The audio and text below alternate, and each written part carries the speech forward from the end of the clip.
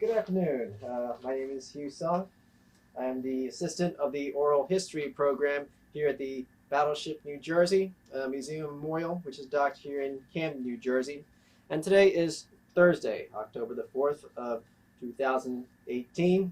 And we are on board the New Jersey today with a Navy veteran who served on board the Battleship New Jersey as well as numerous other ships.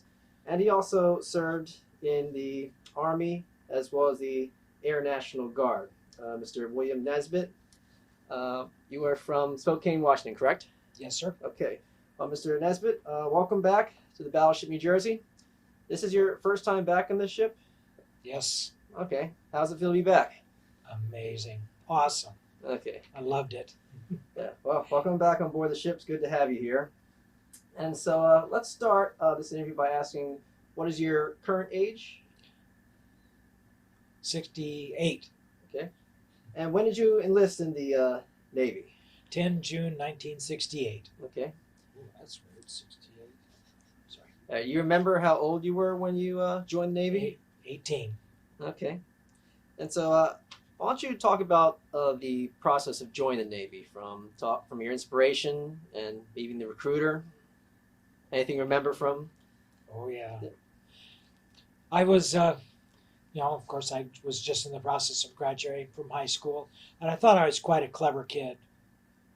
And when I went to the recruiter, I had been raised as an Air Force brat. My dad was an awesome, he was in World War II, and he was one of the movers and shakers at the motor pool with the Washington Air National Guard. So I'd always thought I would go into the Air Force because I loved the Air Force.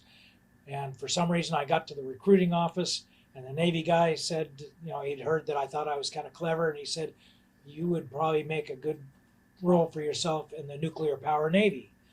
Well, he got my attention, and I was impressed with myself, so I said, sure. So I signed up, and then when after graduation, I went into the Navy the next day, and so it began. Okay. So where'd you go for basic? I went to San Diego Naval Station for boot camp. Okay. Anything you remember there from the marching or the waking up in the morning, PT?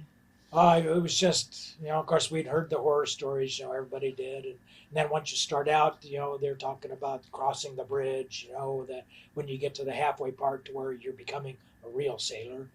But, and also, Vietnam was at they were really cranking up, and they were needing more and more sailors and more Marines. And I think we went in on a 14-week boot camp program. And of course, the talk almost immediately went to, they were talking about shortening the boot camp up so they could get guys into their specialties. And I think I ended up with one of the first groups that became a 12-week boot camp. So that is one of the highlights, was that we thought it was kind of cool that we got moved up. Okay. All right. So after boot camp, did you get a rate? Yes, I did. Okay. I was sent to Machinist Mate A school, and after Machinist Mate A school, then I got sent to Mare Island. Machinist Mate A school was in Chicago at Great Lakes Naval Station. And then I went to nuclear power school at Vallejo, California. And I was in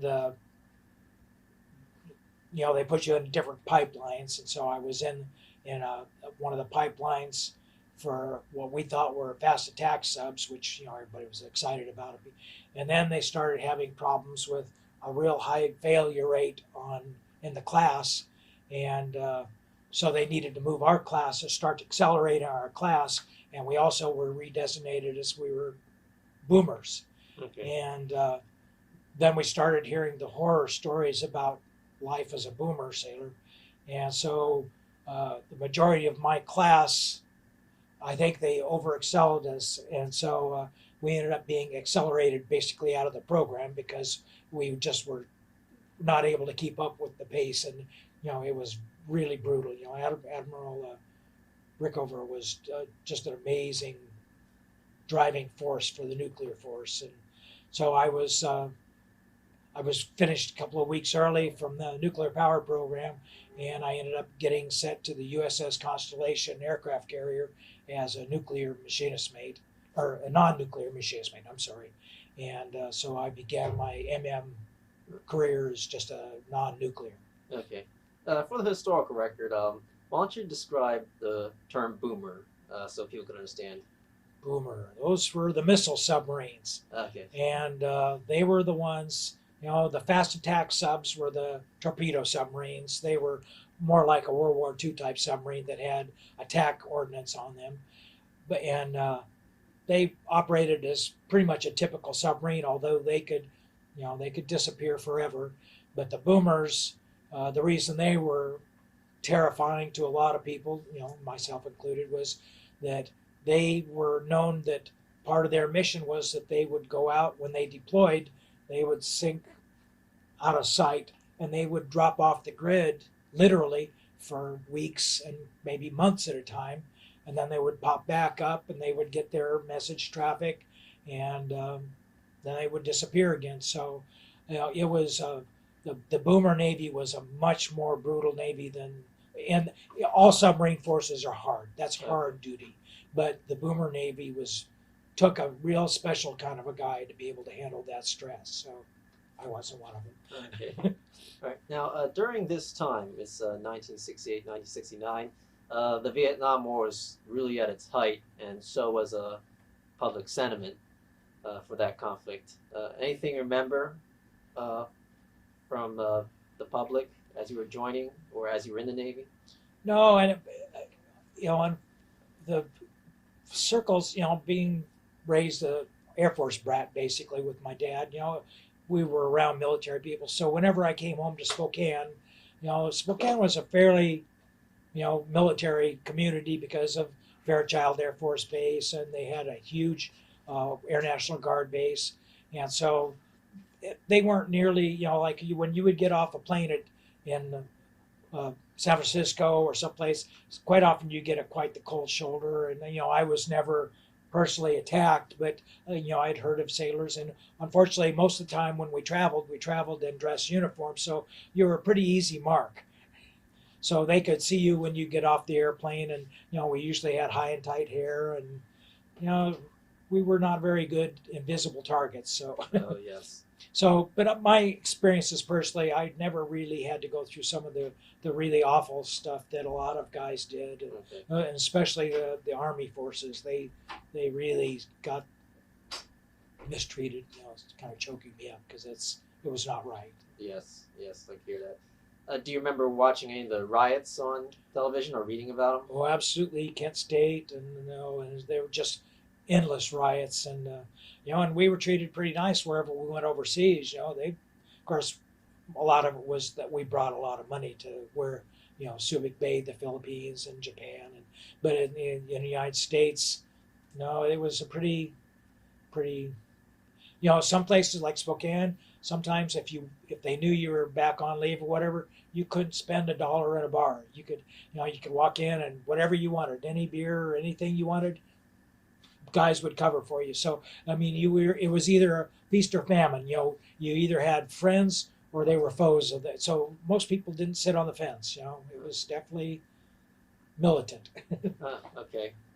Do you remember your fellow soldiers or officers talking about what was going on with the protests turning to riots? Oh yeah, of course. But I guess it was real easy to stay on focus, or at least for me it was, because you had a job, and so when you came home you were just relaxing, and then when you headed back to work, it was another day at the job. You tended not to dwell on it, and then like overseas, the news was rather sporadic. We didn't have instant news, we didn't have telephones that were telling us all day long what was going on, and Stars and Stripes was the big publication in the Pacific, at least I know, and they portrayed some of the things going on, but they were pretty good about sheltering soldiers from the people that were fighting what we were fighting for. So okay, sorry. All right, so your first assignment was the Constellation, correct? Yes, sir. That's a Independence or Forrestal class? Forrestal. Okay. And actually, oddly enough, my first assignment was the USS Regulus. which was an AF-57. It was a storage ship, Navy storage ship. And I was only on it temporarily while I was waiting for orders, but it was a World War II cargo ship basically, and I got it when it was going through a minor overhaul in downtown San Francisco. So that was kind of interesting, Okay. and that was in early '69. All right. And then almost immediately I went to the Constellation, and I was there for 4.5 years. Okay. So what was your first reaction when you saw the Constellation? Oh God, awesome! I love airplanes, and so I was kind of in big heaven. I was able to go up and watch these amazing aircraft. Of course, they were going off on bombing missions, and I was working in an engine room until I was promoted to where I was really good at paperwork, and so I was brought up to what they call the materiel office, which is an office directly under the engineering officer, to where I was one of the people that coordinated ordering parts and all the mechanicals and whatever for keeping the main propulsion running. And I just loved that. I really thrived up there, but it also gave me some disposable time. I could go up and watch the airplanes. And at the time I was thinking, maybe I really don't want to be down in an engine room. So I started training to become an aviation machinist mate and trying to become a plane captain on the airplanes. I was washing airplanes after missions, but it wasn't too long before my boss found out that I was spending a lot of time up there. So he got my attention and redirected my emphasis back down to engineering where I belong. So Okay. enough said for that. So the engineering rooms, is that your general quarter station? Right. And also for the last year or so on the Constellation, my secondary job was working in number 2 auxiliary, which was there were 1 and 2 auxiliary rooms. Number 1 auxiliary had evaporators for making ship's water and mostly generators, and number 2 auxiliary had the 2 biggest evaporators for the ship's water, and we also had generators. And so that was where my engineering time was spent when I wasn't doing paperwork. So Okay. All right. So were you doing any sea trials on the Constellation? I went through an overhaul with the Connie in Bremerton, which was about a 1-year overhaul, and then the ship was sent back down to San Diego, and then we deployed almost as soon as we got through our training cycle, we deployed. I did several deployments in Vietnam, and in fact, oddly enough, during the Vietnam tour, we had a chance to cross paths with the USS New Jersey once or twice. At the time, it was just a ship on the horizon. I didn't know anything about battleships then because my whole world was aircraft carriers. Okay.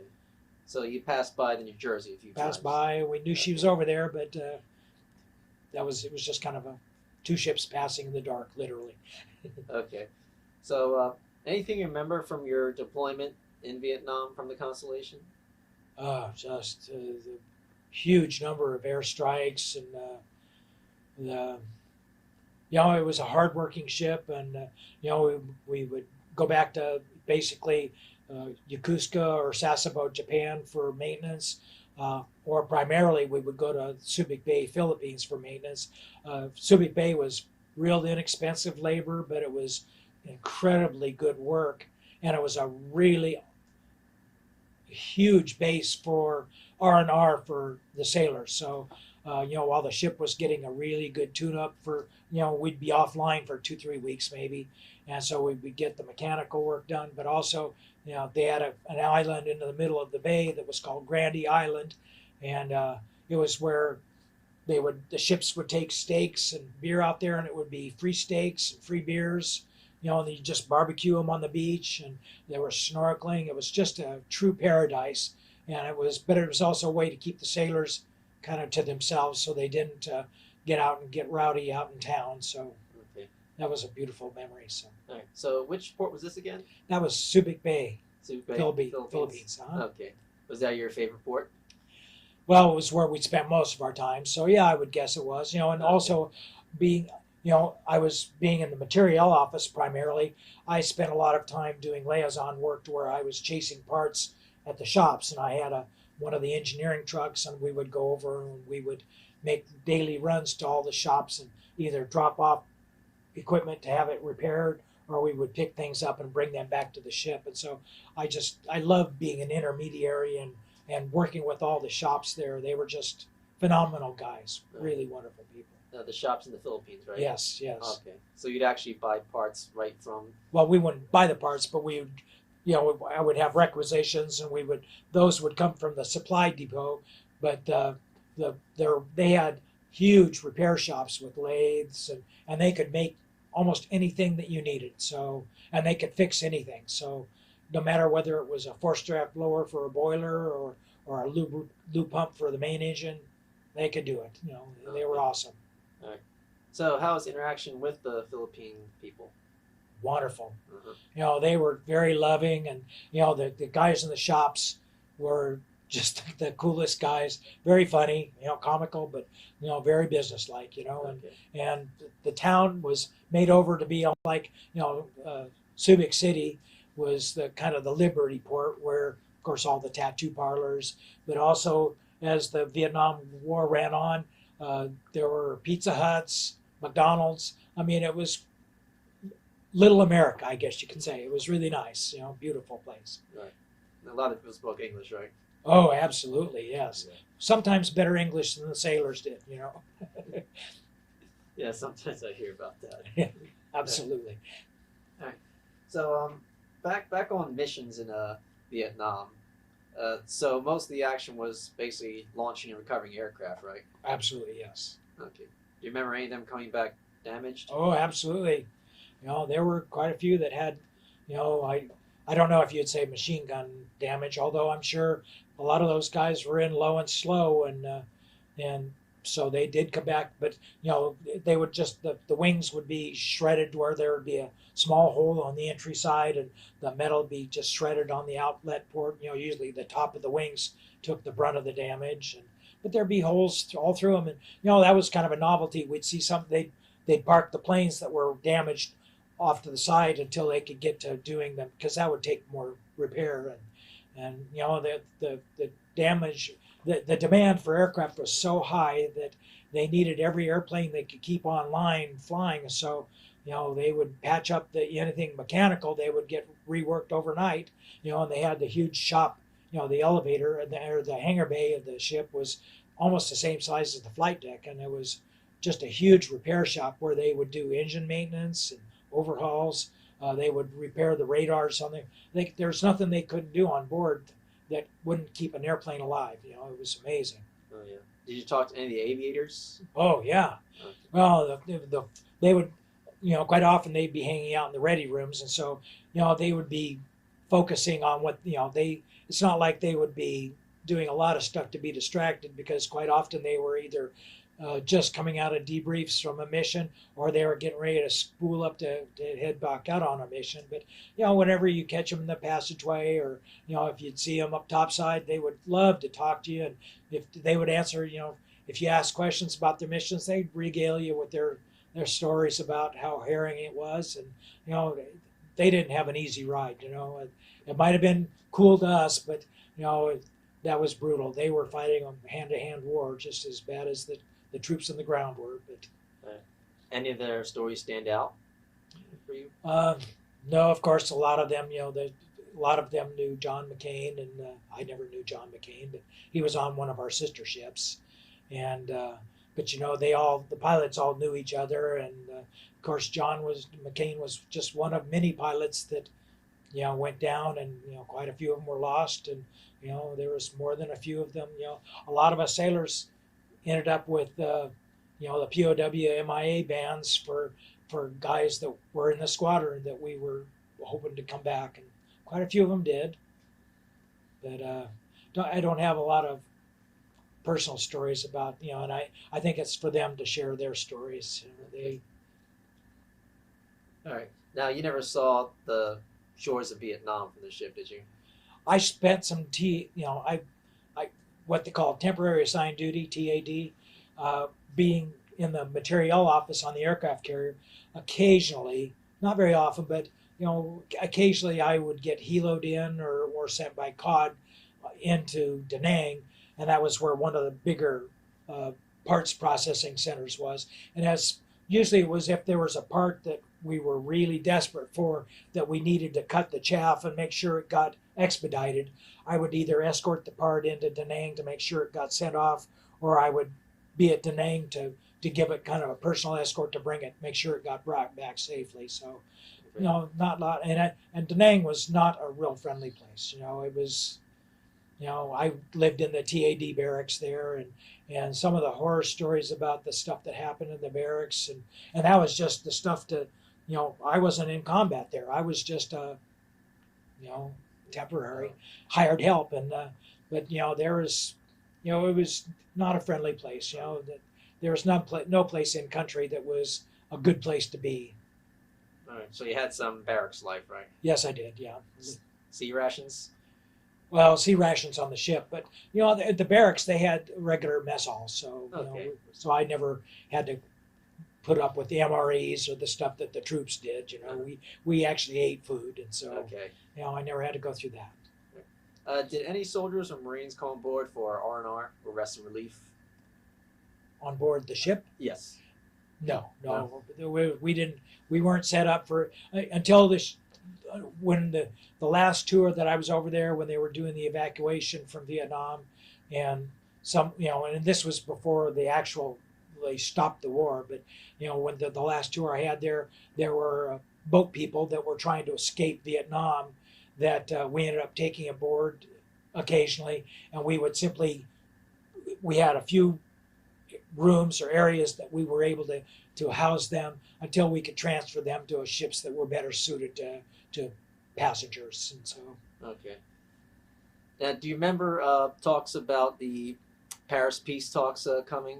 Remember hearing about that? No, I mean we just heard the talks, and and occasionally you'd see something in Stars and Stripes, but for the most part, we didn't watch the daily news or anything, so we really didn't see what was happening in the real world, All right. the other world. Did word of the incident in which North Korea shot down that reconnaissance aircraft, that was in 1969. Do you remember that incident coming on board? I just remember that we heard we occasionally the ship would put out little like bulletins of in the news type stuff, and also that this was one of the first ships that I'd ever heard of that had on board what they called sight TV, which sight I think was short for closed circuit television, and we had our own little broadcast studios, and occasionally they would broadcast little newscasts or whatever. It wasn't that common, but each berthing compartment had a TV, and so they would occasionally do something to where we would see the really the more important world things were transpiring. And that was one of those that we did hear about. Okay. You remember the sentiment of the crew during that incident? Oh, it just was, mostly we were scratching our head because, we didn't know what the big picture was. We heard the soundbite, just the snippet about what had happened, but we didn't hear any of the in-depth interviews or, like nowadays, everything is analyzed to pieces. That didn't exist that way before. So. Do you remember watching any USO shows? Oh, absolutely. Bob Hope. And quite often, he never came on the Constellation I saw, but there were times when they would do, of course he was up and down the coast or Vietnam constantly, but he did USO tours on ships, and I know he did a really good one on the New Jersey, and occasionally ships would pull up alongside, but I don't recall us ever having a USO tour or show that actually was staged on board the Constellation. I think we were there during, when it was more, basically missions. Okay, but you got to watch the USO shows on. I saw one. Yeah. Okay. Yeah. On like television. Yeah. Yeah. Okay. Oh yeah.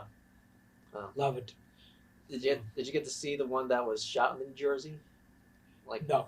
Okay. Well, I saw parts of it. I've seen the Bob Hope special where they showed parts of the New Jersey Bob Hope show, and then when I was in the Persian Gulf years later, they did a USO show on the USS Missouri, and our ships the ships that we were on, I was on a cruiser, would stood off to the side so we could sort of watch it from afar, and they cranked the sound up to where we could hear what was going on. So that was really exciting.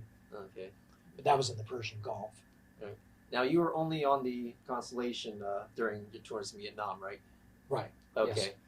So I'm going to talk about the events leading up to the fall of Saigon. Is there anything that you remember before that event? Not in particular, no. Okay. And I wasn't actually offshore when the actual fall came.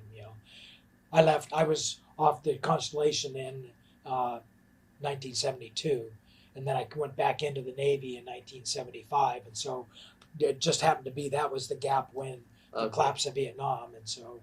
Okay, so you left the carrier in 1972. Correct. And then you were assigned where?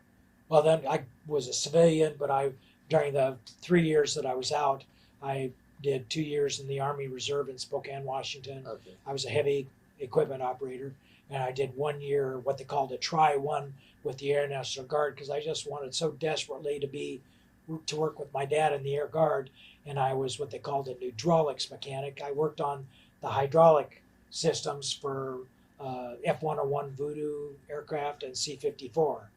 And that just didn't work out because you could never advance in the Air National Guard. Nobody ever wanted to get out, so there was never any openings. So I got tired of hearing everybody say you should go back in the Navy and finish up, and so I went back in the Navy. Okay. So I rejoined the Navy in 1975. Okay. And that was when I went to the USS England, Okay. a cruiser. Did the fall of Saigon happen before or after you went on the cruiser?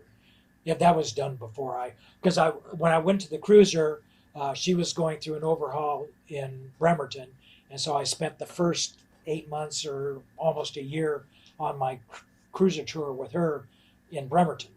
Okay. Nice place to be.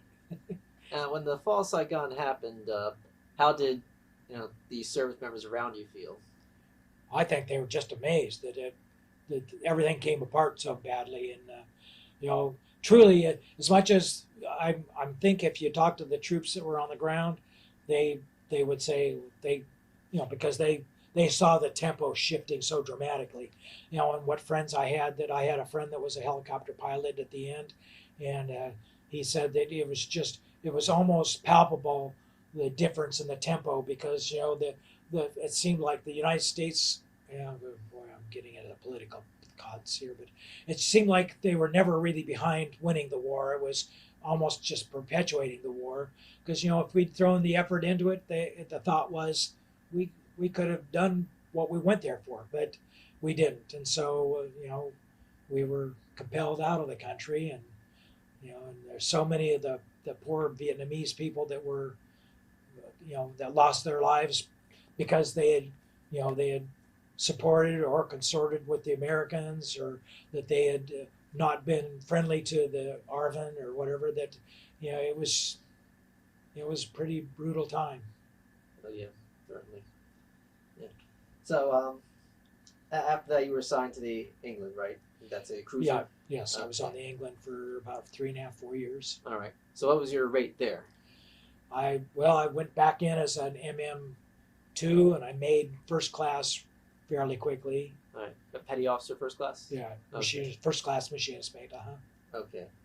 So how was your duties there compared with the carrier? I was that was pure engine room. So I was an LPO on the forward engine room, what they call main control, and so I at first I was like a throttleman, but then I real quickly became a first class, and I was the LPO of the forward engine room, and there's 2 engine rooms on a cruiser on the Belknap class cruisers. Okay. And it was really a rewarding tour, and we spent several cruises or deployments overseas, although quite often we were getting into the Indian Ocean at the time because things were starting to heat up in the Indian Ocean. So I spent 2 deployments on the England. Okay. For the historical record, what were the events in the Indian Ocean at this time? I think a lot of that was the beginning of. Well, we were just doing station keeping. The U.S. Navy had not been real active in the Indian Ocean, and so we were starting to exert a presence. We're spending a lot of time around Diego Garcia, which was a huge Air Force base that was like where the forward deployed Air Force assets were. And so we were spending a lot of time servicing there. Quite a bit of time was spent. I hate to characterize it by where our port of calls were, but we spent quite a few stops in Hong Kong, quite a few stops in Singapore. Singapore had a huge New Zealand base that we could get quite a bit of our maintenance done there, and it was also a wonderful place for R&R. So was Hong Kong, and although Hong Kong there was no maintenance done there, obviously, because that was a port of call, and then we would. Quite often we were transiting the Malacca Straits, which run from basically Singapore on the Pacific side around through to the Indian Ocean. And, one of our escort missions, we were with, quite often the cruisers ran as support ships for carrier battle groups and our carrier air wings.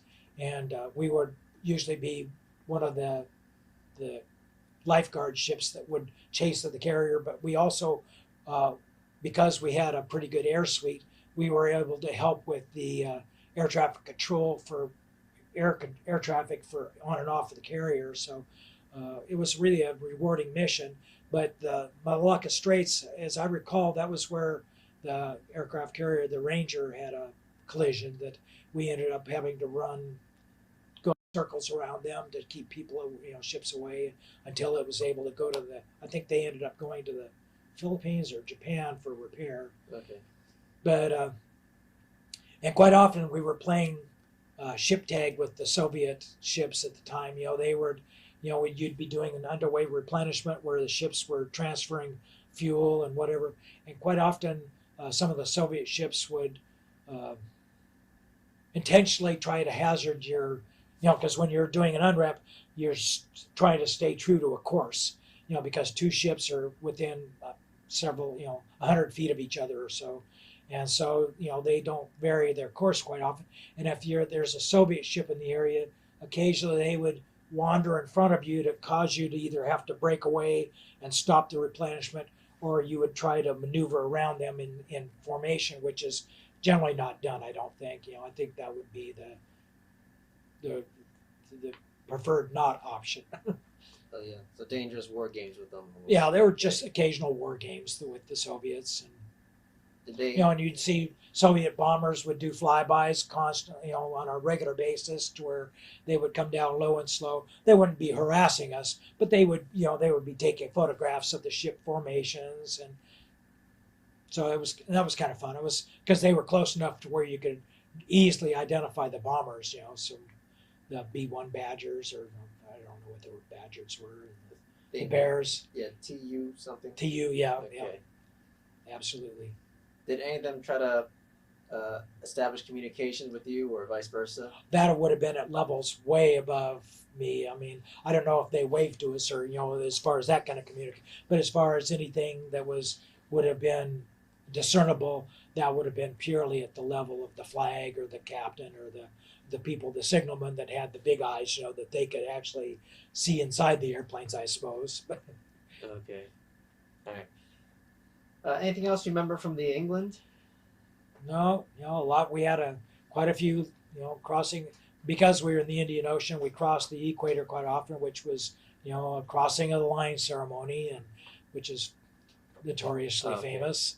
And I believe on the aircraft carrier, we did several ceremonies that were not really done very often by surface ships, which was called the Shellback ceremony? No, the Golden Domain? Golden Domain. Thank you very much. You've been there, which is where you cross the 180th parallel. And then I was very fortunate on the USS Gridley, which was later. I had been across the equator, I think 5 or 6 times by then, and I was the senior person on board. I was the main propulsion assistant, and so I was considered the senior shellback, and so and at that time we were doing a what they called the golden shellback crossing, which was where you cross the equator at the 180th parallel, which a lot of ships don't go out of the way. That's not a well-traveled area. Right. So you said you crossed the equator on the Gridley, right? Yes, quite a few, several times on the Gridley. Okay. You only had to do it once on the Gridley, correct? No, on the England. Where'd you get your shell back? Which ship? I got my first shell back was on the. Well, I imagine I was on the Constellation, but yeah, I'm pretty sure it was on the Constellation because I remember crawling on the flight deck. Okay. All right. So after that, you were the one who was doing all the shell back. I was one of the initiators, not initiatees. Yes. Okay. So what can you remember, like crawling through a chute or getting whacked with those shillelaghs? And, the shillelaghs, yeah, which you were cut down 4 or 5. Of course, this was back in the days when things were a little more relaxed. They would cut up old fire hoses, and they could use those as to give love pats to the sailors as they were. You would put your clothes on inside out. And there was several days of initiation. You'd have a day prior to where it was kind of the revolt of the pollywogs, the people who had never been across the equator.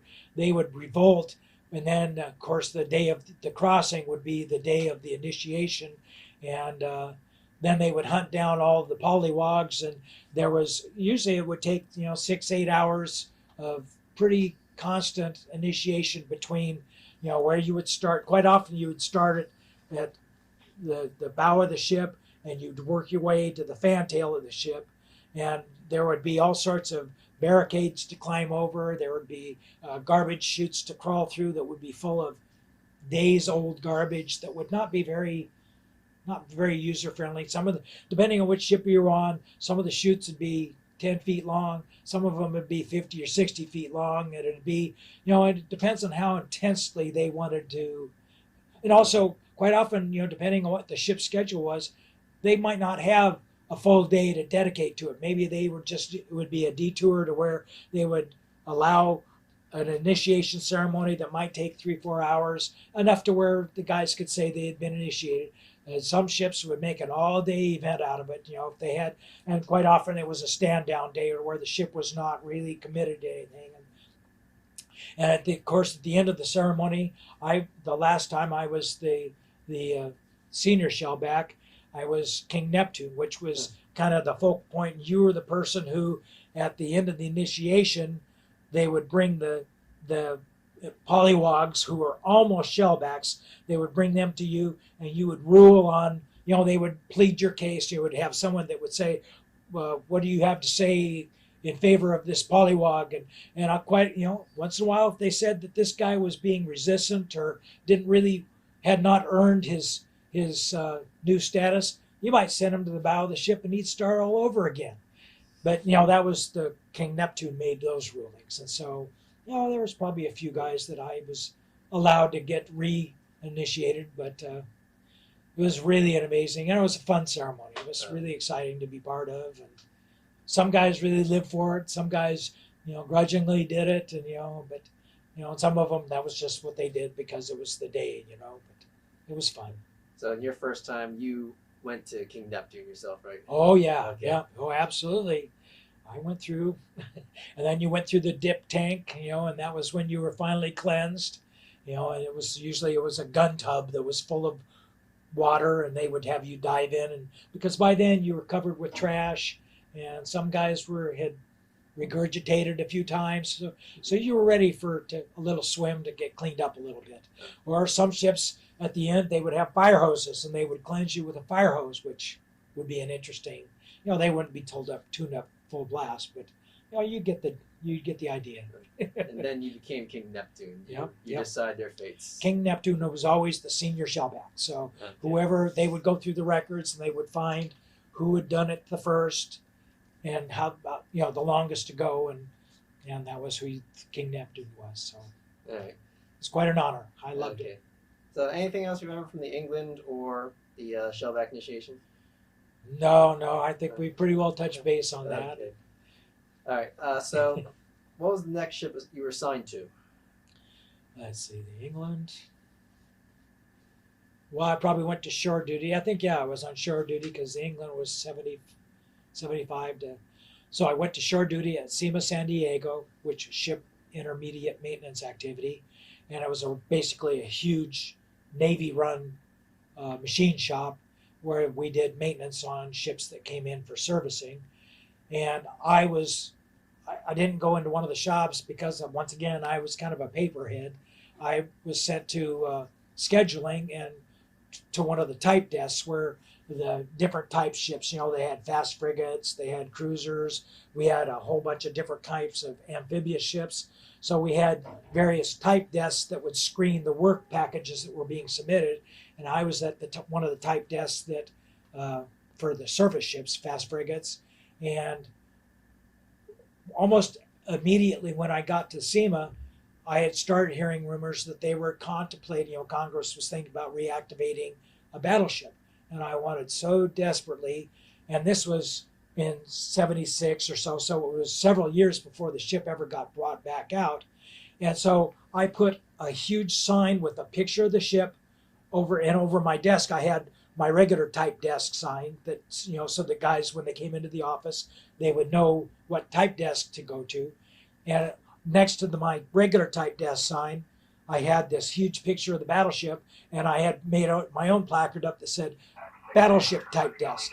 And so I was constantly sending letters to my Navy detailer, the people that control where you're going to go, and I offered time and time again to rotate off of shore duty early if I would do anything to go to the battleship.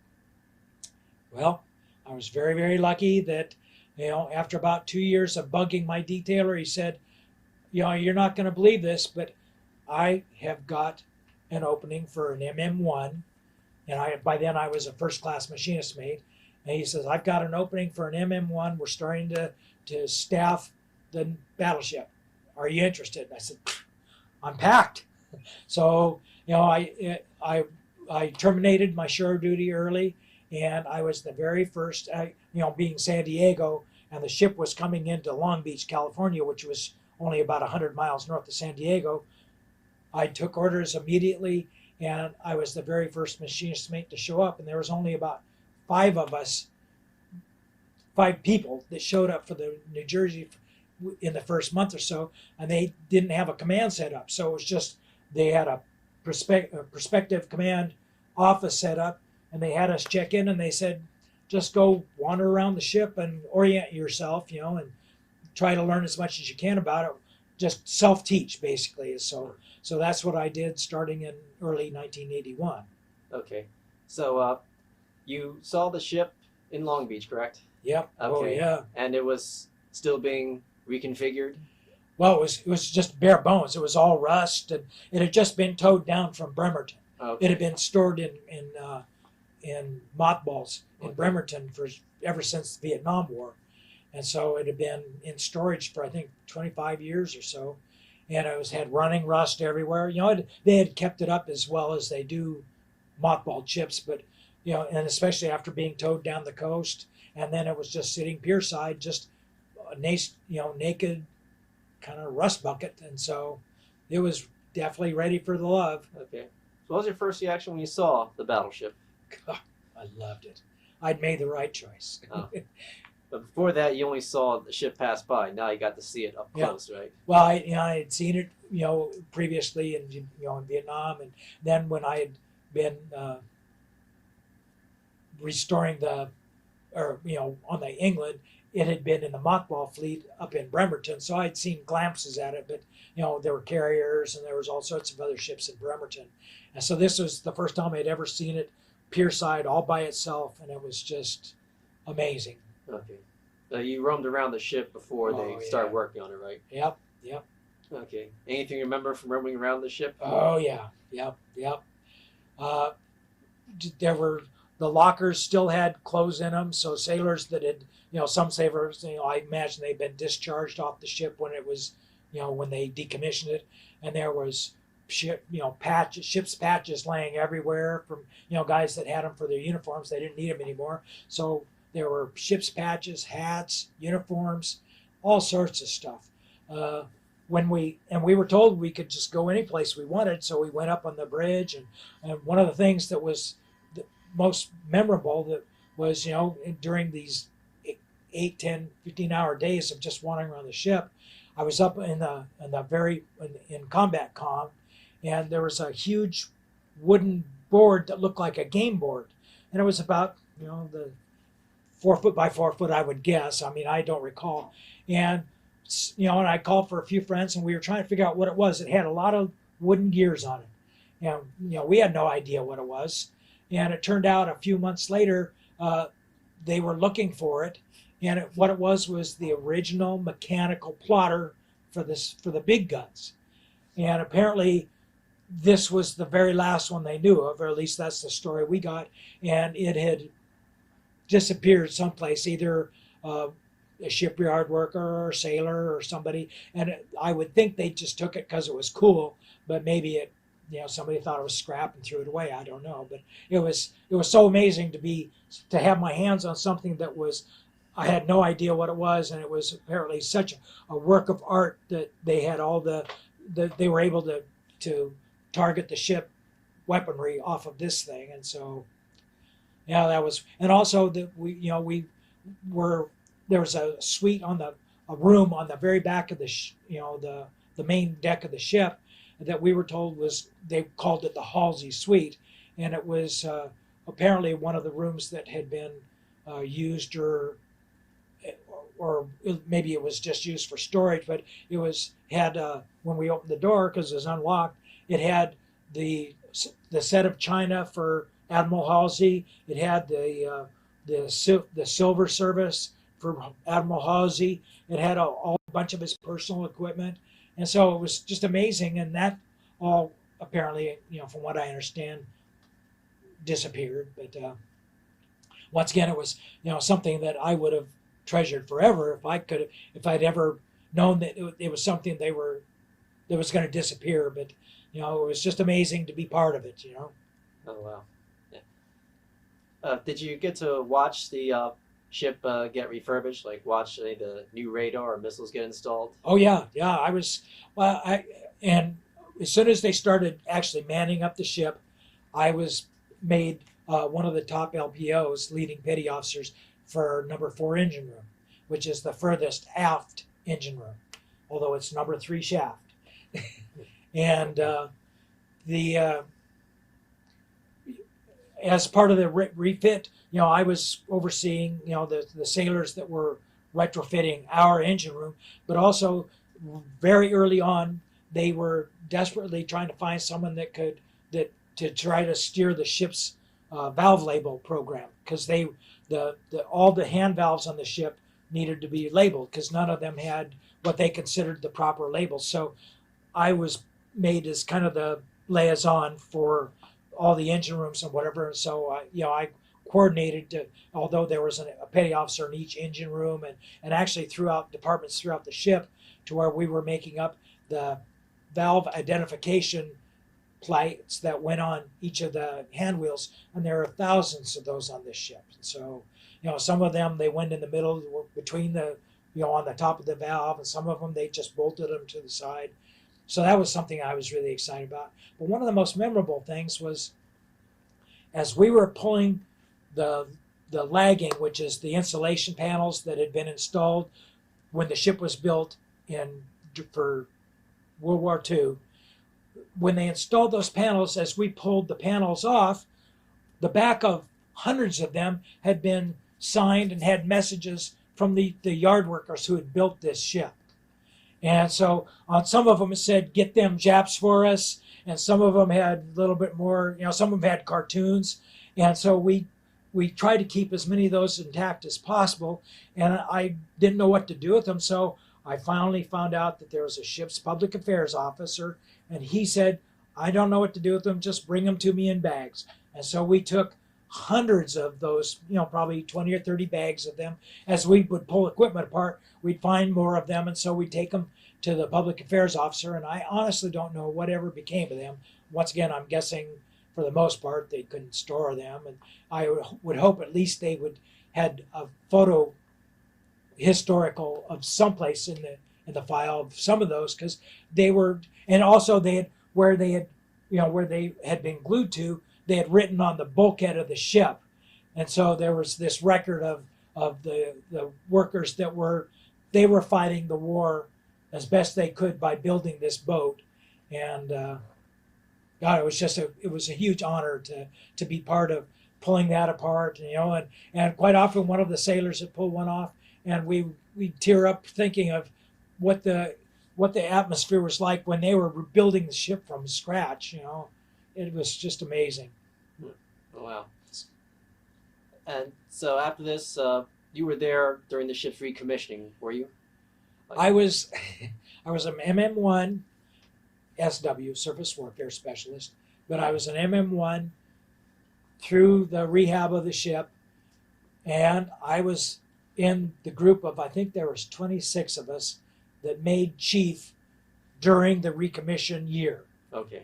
And so I think there was 5 or 6 of us chiefs, machinist mates, that made chief, and I think only 1 or 2 of us was allowed to stay on board, and I was one that, because they already had a great staff of chiefs on board, they didn't need any more chiefs. So I was put up for orders, and I was transferred to a subtender with a few weeks before the ship was commissioned, although I was invited to come back to the ship, but I didn't get to go through the commissioning with my crew.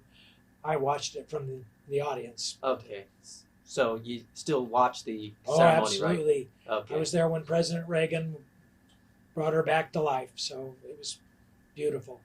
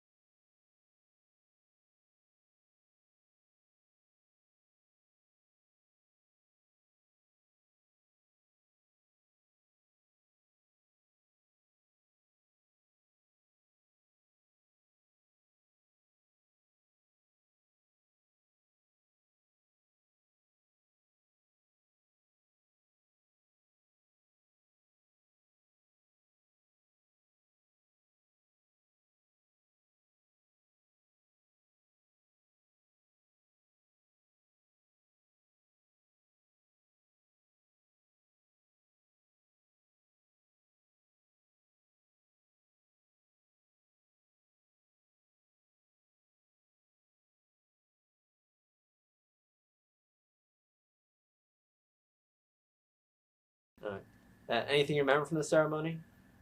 It was just amazing, and it was, truly, of course, I think the crowd were all supporters. They were all pro Navy, and for the very likely, it was probably a very heavily biased with people that were really anxious to see the battleship program brought back to life. With the new ordnance they put on the ship, it was as good as any other ship in the fleet at the time. It had all the harpoons and the Tomahawk missile systems that made it just as potent as any other ship being built brand new. So I think that it was a very excited mood in the crowd. Okay. But you didn't get to go out to sea on New Jersey, did you? I went out once. I went out on the builder's trial, which was it was while after we had put all the equipment together, but the builder's trial was when the shipyard was still running the ship. They owned the ship.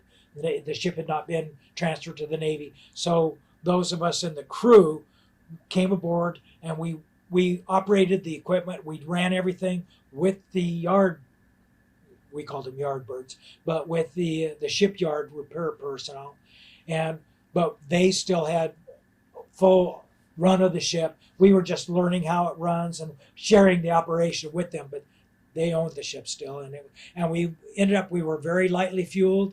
We had no provisions. We were just going out for, I think, a 4 or 5 day turnaround. So the ship, we had no ordnance on board, so the ship was very high in the water, and we went through a pretty heavy storm, and the decks were closed. You couldn't go out on the decks because of the storm, and the ship rode like it was still tied to the dock. It was so beautiful. It was amazing. All right. Well, you didn't see the guns fire, right? Nope. No, I never saw the ordnance go off. All right. I just got a question. Were you the chief warrant officer on New Jersey warps, was it? I got a question that, were you on the New Jersey as a chief warrant officer? No. Okay. I just made chief, and I made warrant officer about three or 4 years later. Oh, okay. So after New Jersey, where'd you go next? Well, I was on the USS McKee, a submarine tender in Point Loma, San Diego, and that was pretty exciting. But I was only there for 1 year, and I got a call from a friend that was with Confibron 5, Commander Amphibious Squadron 5, and they had heard some good stuff about me, but also I had some friends that were on the amphibs, and so they asked me if I wanted to sort of audition or go see if I would be interested in a job with Fibron 5, and that turned out to be a real good interview, and they liked me, and I liked the mission.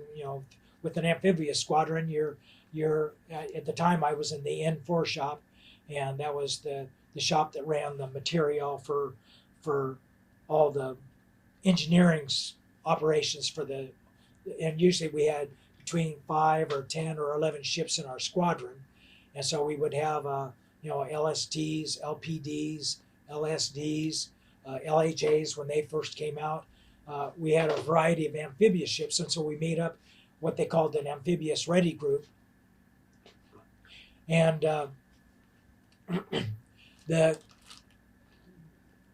my job was to make sure that they were ready to fight, and so I would go out and do what they called ISIC, the training exams for the immediate superior in command was what they called the Commodore, or the admiral in charge of the amphibious group, and so he would, he knew what ships needed to have different readiness drills done. So we would go administer those training, like engineering exams, engineering or firefighting drills.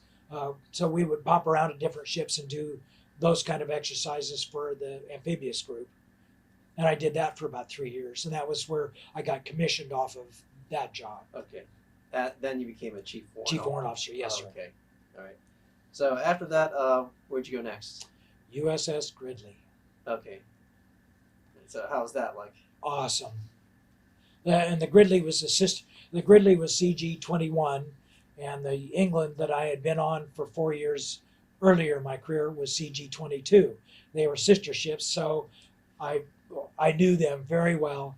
And on the Gridley, I went aboard as the M Division officer, and then I ended up filling in as the main propulsion assistant, the MPA, and occasionally when there were issues with the chief engineer off the ship, I was a temporary engineering officer, but that was rather infrequently. And for the most part, I was the MPA or the M Division officer. And they're such a phenomenal engineering platform and great performing ships, really fun to run. And that was the ship that I ended up spending 2 tours in the Gulf with. And we were doing tanker escort duties in the Gulf. That was pretty exciting. Okay. This is the Persian Gulf, correct? Persian Gulf, yes. Okay. You remember what years was this? Must have been 86 through about 89. Okay. And we were doing what they call tanker escorts, to where we were running tankers through the Straits of Hormuz. And this was back when Kuwait was pretty hot, Iran was really hot.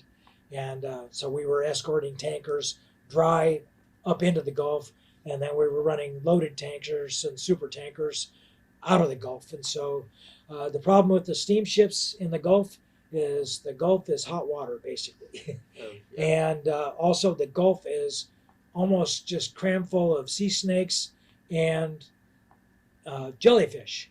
And steamships depend on the water they're in for cooling off the steam, for condensing the steam. And so you're dependent upon a fairly good temperature ratio, but also the problem is the suction is about the size of a huge manhole, a human or bigger, for these heat exchangers. And when you're in the Persian Gulf, you're constantly running through herds of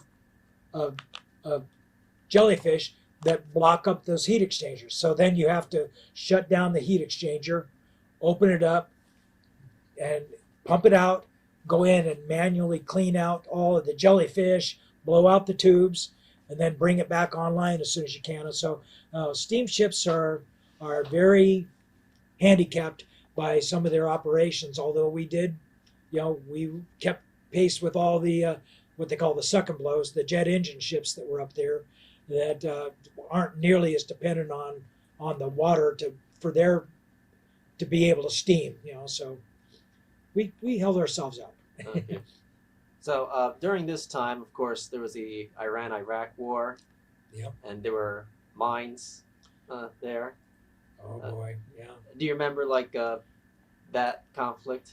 Yes. Like sailors talking about it and stuff. Oh yeah.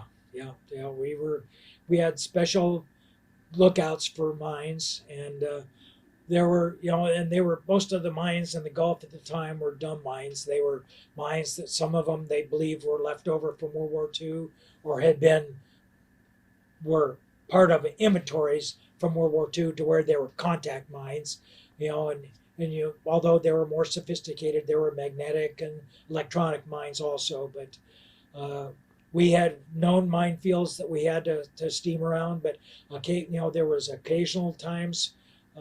Probably one of the mine, as being in charge of the engineering, my guys were at the heart of the ship. All of my guys, none of them worked topside to where they were outside of the ship to where they could feel comfortable with what was going on, and they were in, a lot of them consider it like a coffin. And this was during the time when the Stark and the Roberts had both been damaged by either mines or by weapons in the Gulf, and so everybody was really aware of what was going on with the mine warfare.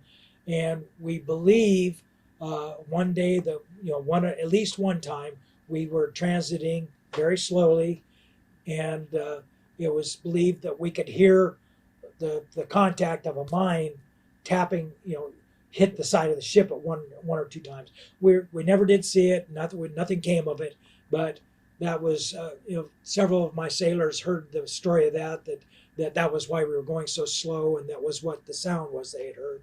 And it may have just been debris, but some of them were just never really, I shouldn't say right, but never really comfortable being in the ship after that. It was just, they thought we were in the wrong place. Oh. But that was, you get a million different sailors and you get a million different opinions. Okay. Do you remember Operation Praying Mantis? The name sounds familiar, but I'm not. Okay. Once again, I was an engineer, so we weren't, okay. We weren't privy to a lot of the code names, or we knew some of the names they gave to some of each escort had its own title, but each escort mission was titled, but I don't recall any of that. All right, because that was an actual engagement between U.S. ships and Iranian ships. Mm. So, yeah, just wonder if it actually the news got to you. Well, I think we heard about it, but we never. We had a couple of times to where we, at the time the Silkworm missile was the primary predator of ours, that they were located all up and down the Iranian coast, and especially in the Straits of Hormuz. They told us that if you knew where to look, you could actually see them because you were within sight of land. The Straits of Hormuz is not very wide, and so when you were doing a transit through there, you were always at general quarters, and that was the closest we had to what we felt. We would be at maximum, combat readiness when we went through there, but we never did engage. Okay. So after this, where'd you go next? Let's see. I was on the Gridley for about 4 years, and then I went to my final shore duty, which was I went back to SEMA San Diego, and I was the department head, or they threw out different titles, and I was what they considered a division head of this what they called the services division, and I had I think I had 5 departments. I had the life rafts where we SEMA San Diego was the only certified life raft facility on the West Coast, and so whenever there was a life raft found floating around in the Pacific, they would send it to us to identify who had lost it. Because every life raft in the Navy is in a huge plastic pod, basically, and they all had a serial number. So we knew when we certified them exactly which ship they went to. So we tracked the lifestyle, and every 4 or 5 years, I think it was, the life rafts had to come in and be recertified. We had to blow them up, make sure they operated correctly, and also they all had survival pods in them, and we'd have to put new water pods, and they had candy, and they had cigarettes, and they had all the stuff that was needed for survival. And so we would recertify that and then put them back on the fleet. But we also had the shop that ran what they called the rigging shop, the people that did all the wires that were for control cables and for holding any of the equipment on a ship. We had to certify, pull test all that, and manufacture that. We had the very first powder coat shop in the Navy, or at least on the West Coast, and where we powder coated anything that you could take off the ship. We did the first powder coating of, which the whole idea was that rather than chipping and painting stuff every year, powder coating was semi-permanent. So if we could fit it inside our shop, we could powder coat it and save years of maintenance on. We had what was originally called the sail and rigging shop, and the sail shop was the canvas shop, the people that sewed canvas, and we would make up the awnings for the ceremonial awning decks for all the ships. All they had to do was send us a blueprint of what they wanted, and those amazing people would sew any kind of canvas up that you wanted. And let's see, that was pretty much the shops that I had, and like I say, and then we had the one part of our outside rigging shop were the people that would go out, and we certified the lifeboat davits. And so every, I think 3 years or whatever, they had to be certified that all the cables and that they operated correctly. And so we would go out with a barge with huge weights, and they would have to lift the weights the correct way and follow. We also certified anchor windlasses for their pull strength. So we were a really phenomenal bunch of people that and most of the guys in my shop were bosun's mates. So I was kind of a freak of nature. I was a machinist running a bosun's shop, but they were very supportive, very awesome people. All right. And the weight pull shop was the very first one to certify an arresting cable for an Air Force base. So Miramar Naval Air Station came to us, asked if we could design a pull test for them, and we were able to do for their aircraft arresting gear, which is at the end of the runway, and we certified and manufactured some cable gear for them. So that was really an honor. Okay. That's it. All right. So were you involved in Operation Desert Shield, Desert Storm? I was at SEMA at the time when they were getting ready to deploy us. In fact, I had all my shots, and they put together a core group of department heads that were going to, and we handpicked some of the key people, and we were going to put together pods, the huge containers that the Navy ships around, that they ship material in. We were going to pod up enough equipment to be able to move our shop to someplace in the Gulf, whether it was going to be, it was probably going to end up being at Bahrain, because that's where we ended up with a shop. Uh, but we never got deployed. So we put together the shop, but I think they ended up putting together enough of a repair facility in Bahrain to be able to take care of our ships that we never ended up deploying. So then we stood down. So. Okay. Do you remember watching Bob Hope's final performance? Oh, of course. Okay. So how was that? I was in love with Bob Hope. Everybody was, he was a sailor's champion. Well, he was all service members. USO he was their bread and butter guy for years. It was so sad to see him go, but there's some awesome people that are picked up the mantra for the USO, and Robin Williams was a phenomenal supporter and made a lot of appearances. So there's some really great guys out there. Huh, okay. So after this, you left in 1992, correct? I did. I retired. Okay. And that ended your Navy career, right? Yes, it did. Okay. Is there anything you want to talk about with your Army or Air National Guard service? Well, I was very lucky. I went, I got out of the Navy in 92, and I went directly the same day I joined the Army Reserve because I wanted to keep my service going. And I went in as a heavy equipment operator, and the Army Reserve detachment I was at was basically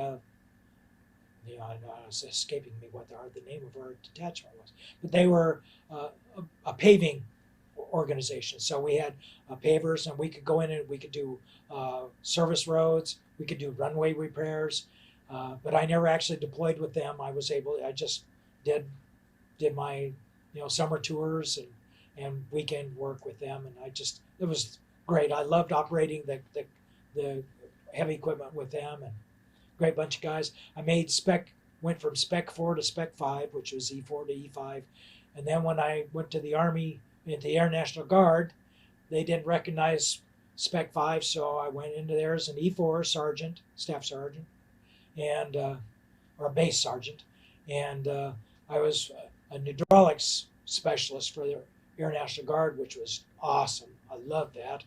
And hydraulics is where you work on the pneumatic and the hydraulic systems. And primarily what my job was repairing the hydraulic tubing that ran the landing gear and the control flaps and whatever for F-101 Voodoos. And we also worked on C-54 cargo planes, but the Voodoo was my bread and butter. But and I was fun. I was working with my dad. He was one of the senior guys at the motor pool, so that was really fantastic working with him. Oh yeah, certainly. Now, a few questions. Did you ever go through the Panama Canal on any of the ships? No, we went. I was down by the Panama Canal. We staged for it, but we never went through, so okay, doesn't count. All right. Now, a question that researchers might be interested in: on any of the ships you're in, is there any port of calls that stand out for you? I know you mentioned Subic Bay.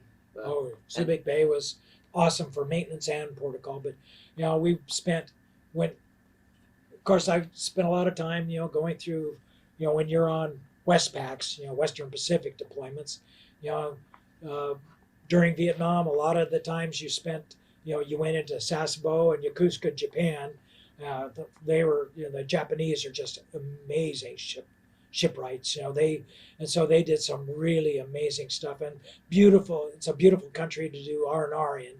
Although I have to admit, if I had to pick one or two, Hong Kong is just absolutely amazing, and Singapore were just of course it's what I guess is so nice there is you can go to a place that is very very magical, but also they all speak, almost everybody there speaks the Queen's English. So you don't have any language barriers. In Japan, quite often you had language barriers anytime you went off base because they spoke Japanese, and I believe that. I understood that. But in Hong Kong, of course, being Hong Kong and Singapore having been properties of England, or the Queen, that they all spoke the Queen's English, and they all had pubs, and they were just just amazing places to go, and it's just always exciting. Okay. And of course, Bahrain was, I don't want to say one of the lowlights, but Bahrain was very businesslike, and of course, you were never far from the problems of the Gulf War when you were in Bahrain. So, it wasn't, we weren't really welcome to go ashore that much there because, a lot of us were, we needed to stay on the ship and do maintenance and whatever. So, it was a completely different world, different environment. Okay. All right. A few closing questions. First of all, what impact did the Navy or the Army or Air Force have on your life? I like to think that if there's anything good to be said about me, it was I really served well. I gave 100% every job I ever had, and I really believed in my people and my commanders, and I loved the hierarchy of the Navy, especially, but all of the militaries. It's to where where you fit in the organization. You know what your job is, and you do your job. And if you can do that, then you're doing all right. You can look back and you can truly say that you served well. And just like we got the Presidential Unit Citation when I was on the aircraft carrier. I didn't get that award, but it's one of the more senior awards given in the Navy. But it's because the mission the ship was on. And we all did our job to make that ship mission work. Oh yeah, certainly. Now, you said this is your first time back in New Jersey since disembarking. So how's it feel to be back? Wish I could stay. I love this ship. It's truly magical, and I was able to. They gave me the gift of letting me go back to my old engine room, and I was truly, really tear struck to be able to look down the ladder, and the only thing missing was. It was hard to see it and not see the guys. Okay, yeah, I understand. All right, so we're about getting to the closing part of the interview. So first question is there anything that I didn't ask that you'd like to add or talk about?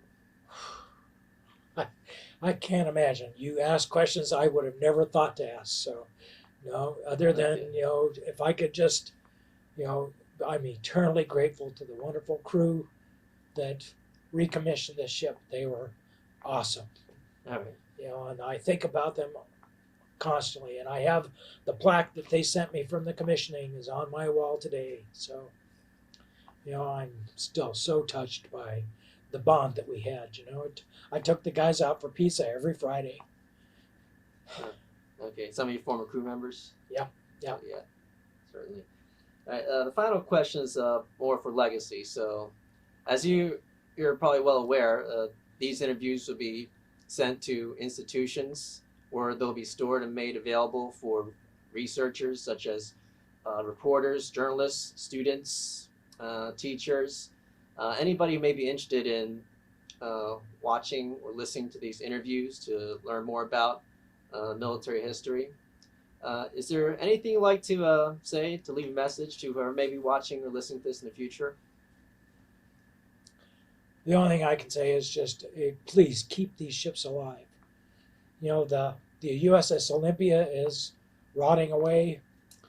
These ships and the Navy has a tendency to not be able to keep every single old ship just because of sentimentality. But some of these ships really have a place in history, and please, if I realize it's money that a lot of people think is wasted money trying to keep them alive, and because they are very expensive. It takes millions of dollars a year to keep a ship afloat, and they have to be dry docked every 5 or 10 years, whether they're being used or not.